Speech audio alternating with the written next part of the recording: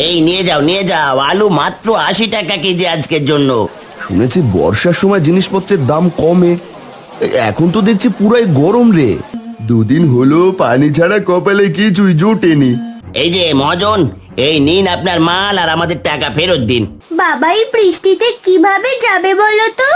সব হয়েছে আপনাদের বুদ্ধির কারণে। গ্রামের লোকেদের কষ্ট যে আর চোখে সয় না। কত কষ্টই না করলে সবাই মিলে। কিভাবে বাঁচবো গো? না, কিছু একটা করতে হবে।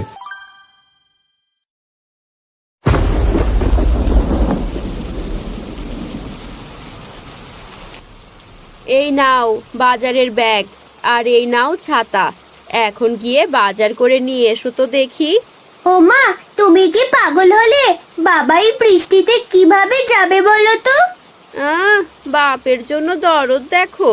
আর এইদিকে যে ঘরে কিচ্ছু নেই রান্না করার।